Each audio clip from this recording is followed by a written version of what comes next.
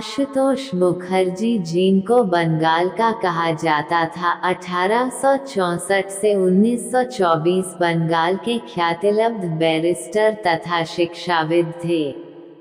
वे सन 1906 से 1914 तक कोलकाता विश्वविद्यालय के उपकुलपति रहे। उन्होंने बंगला तथा भारतीय भाषाओं को एमए की उच्चतम डिग्री के लिए अध्ययन का विषय बनाया। भारतीय जनसंघ के संस्थापक श्यामा प्रसाद मुखर्जी इनके पुत्र थे।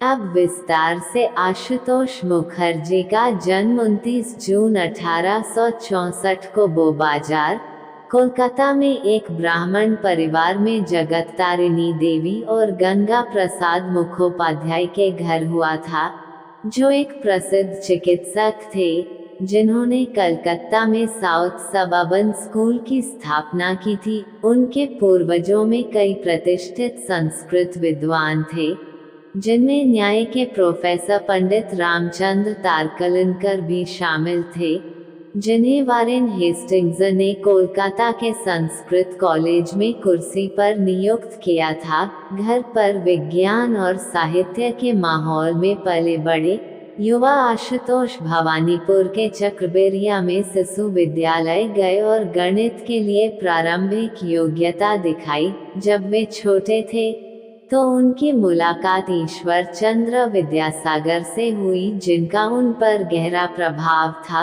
वे मधुसूदन दास शिष्य थे।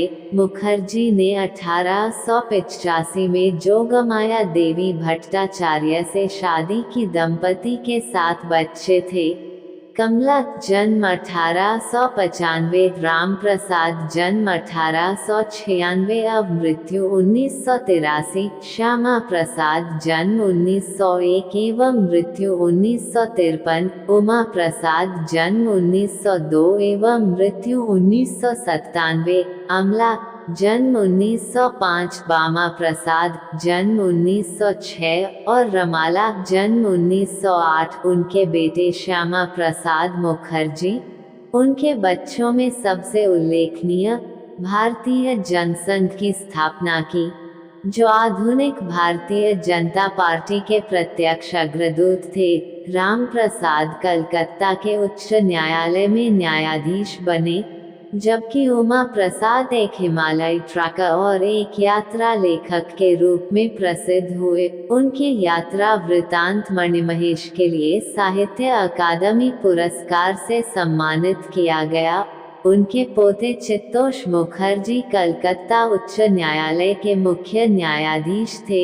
नवंबर 1879 में 15 वर्ष की आयु में मुखर्जी ने कलकत्ता विश्वविद्यालय की प्रवेश परीक्षा उत्तीर्ण की, जिसमें वे दूसरे स्थान पर रहे और प्रथम श्रेणी की छात्रवृत्ति प्राप्त की। वर्ष 1880 में उन्होंने कोलकाता में प्रेसिडेंसी कॉलेज, अब प्रेसिडेंसी विश्वविद्यालय में प्रवेश लिया, जहां उनकी मुलाकात पीसी रे और नरेंद्रनाथ दत्ता से हुई, जो बाद में स्वामी विवेकानंद के नाम से प्रसिद्ध हुए। उस वर्ष बाद में, हालांकि केवल प्रथम वर्ष के स्नातक, उन्होंने यूक्लिड की पहली पुस्तक के 25वें प्रस्ताव के एक नए प्रमाण पर अपना पहला गणितीय पेपर प्रकाशित किया।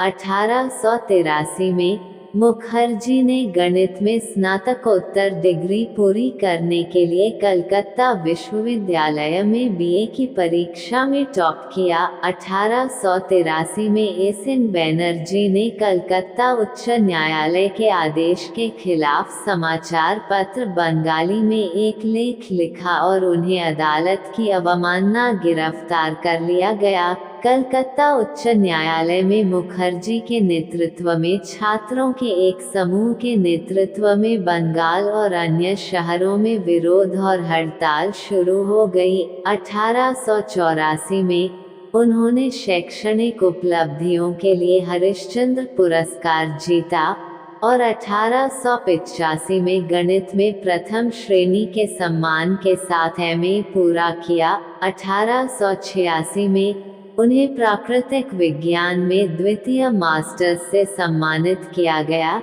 जिससे वे इस पुरस्कार से सम्मानित होने वाले पहले छात्र बन गए। कलकत्ता विश्वविद्यालय से दोहरी डिग्री उसी वर्ष उनका विवाह जोगमाया देवी से हुआ और उन्होंने अपना तीसरा गणितीय paper A note on elliptic functions भी प्रकाशित किया। प्रतिष्ठित ब्रिटिश गणितज्ञ और रॉयल सोसाइटी के फेलो आर्थर केली द्वारा उत्कृष्ट योग्यता के योगदान के रूप में कागज की प्रशंसा की गई। मुखर्जी को उनकी उपलब्धियों के लिए गणित और भौतिकी, शुद्ध और अनुप्रयुक्त में प्रेमचंद रॉयचंद फेलोशिप के अनुदान से मान्यता मिली। अभी भी केवल 22 वर्ष की आयु में उन्हें royal society of Edinburgh (FRSE) के फेलो के रूप में उनके चुनाव से और मान्यता मिली। 1888 तक मुखर्जी विज्ञान की खेती के लिए हाल ही में स्थापित इंडियन एसोसिएशन के लिए गणित में व्याख्याता थे। IACS मुखर्जी ने अपने 30 के दशक में गणित और भौतिकी पर विद्वानों के पत्र प्रकाशित करना जारी रखा। 1893 तक 29 वर्ष की आयु में Mukherjee physical society of France और मैथमेटिकल सोसाइटी ऑफ पलेर्मो की फेलोशिप के लिए चुने गए थे और रॉयल आयरिश अकादमी के सदस्य थे। वह बाद में London mathematical society, Paris mathematical society और अमेरिकन मैथमेटिकल सोसाइटी के सदस्य बने। हालांकि 1893 के बाद उन्होंने एक कानूनी करियर के लिए अपनी गणितीय गतिविधियों को काफी हद तक छोड़ दिया। मुखर्जी को गणितीय शोध के क्षेत्र में प्रवेश करने वाले पहले आधुनिक भारतीय गणितज्ञ के रूप में मान्यता दी गई और 1908 में कलकत्ता मैथमेटिकल सोसाइटी की स्थापना की। अपने गणितीय योगदानों के बीच मुखर्जी ने कई महत्वपूर्ण निर्धारित किए। कॉन्फोकल इलिप्स की एक प्रणाली के तिरछे प्रक्षेपवक्र को निर्धारित करने के लिए गैस्पारे मेनाडी के उत्तर की व्युत्पत्ति। उन्होंने डिफरेंशियल ज्योमेट्री में स्थायी योगदान दिया। शांकवों के लिए अपने सामान्य डिफरेंशियल इक्वेशन की गैस्पार्ड-मोंज की व्याख्या को सरल बनाने के लिए विश्लेषणात्मक तरीकों का विकास किया।